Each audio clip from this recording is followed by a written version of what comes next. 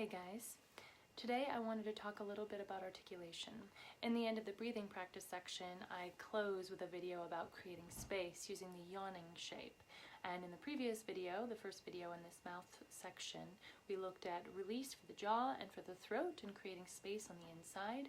And when we sing, while we're simultaneously creating space on the inside in these internal spaces, we need to articulate and be really agile and specific and precise in the front space, the lips, the teeth, and the tongue. The first exercise is the chewing exercise.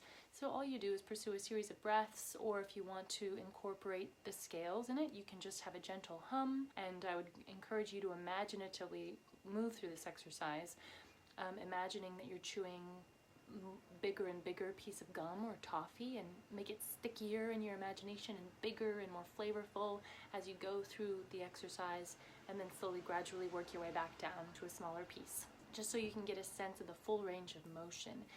Think of it like a warm-up. We're not necessarily going to be over-articulating that much when we sing, but by doing so when we warm up, singing becomes much easier. The second exercise would be what's called lip trills. If it's helpful, there's lots of resources online. If you're not able to perform a lip trill right now, I would encourage you to practice, because it's only a matter of time before you're able to do it, even if you can't do it right away. When I'm working with students, I encourage them to think of it as a sigh, an exhale out, an exasperation,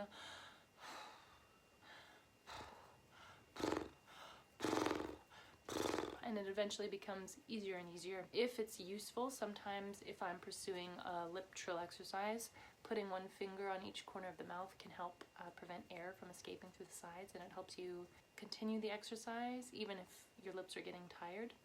So, and eventually you'll be able to incorporate it into a scale. The third exercise would be tongue trills. Same as lip trills, lots of resources online. If you speak Spanish or know how to do a trill in that way, or can purr using your tongue, and you're making contact between your tongue and the back of the top row of teeth.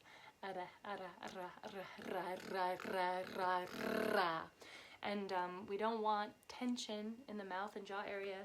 The power should always be coming from the belly, and you can do it without a voice or with a voice.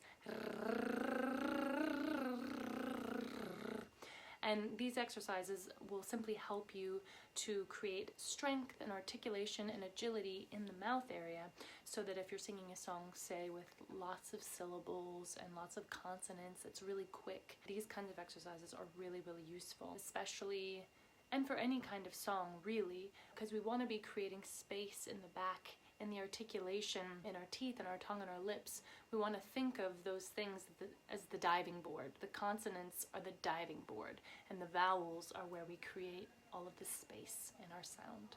So, for our exercises, I would encourage you to pursue these articulation exercises without any voice, and then go to the scales and just go through the first few exercises using the scales and incorporate them.